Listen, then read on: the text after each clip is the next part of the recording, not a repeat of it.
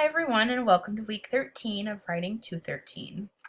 So this week for media, I've included a chapter for you about multimodal composition, which should inform your decision-making process about how you want to share information in this final project. I've also given you a tool for creating videos. That's how I create this video using Screencast-O-Matic, but there are other options too. So there's some good ideas there, and I'm also willing to talk to you about possibilities if you'd like. I've also included an academic writer tutorial. I found this site really helpful. APA style is really challenging to learn, and you really have to make a lot of mistakes and have them corrected by someone else. It's a long process of noticing to really understand the nuts and bolts of APA style. This includes a lot of tutorials, and I don't recommend that all of you take all of them, although some of them might be important to you. The ones I think are really important for this class are in-text citations, paraphrasing and quotation, reference list entries. Those are the most important parts for what we're talking about in this class, although many of the other tutorials will be important to you as well. So you can see this as a tool for now, but also it could be meaningful for you as you move forward as an academic writer.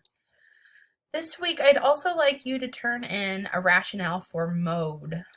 So I want you, to write me a few sentences explaining like, what is the mode that you're choosing?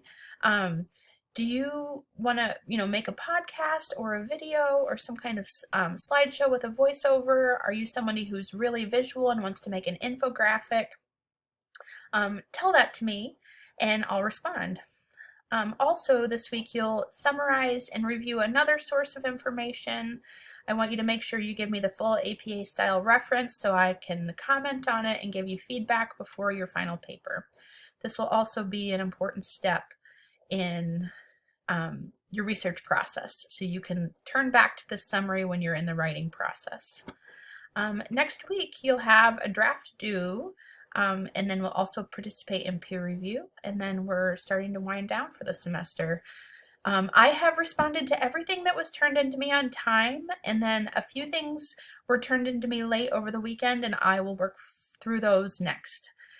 So if you have something that you turned in that you haven't gotten a grade for, except if you turned it in over the weekend, make sure you check in with me.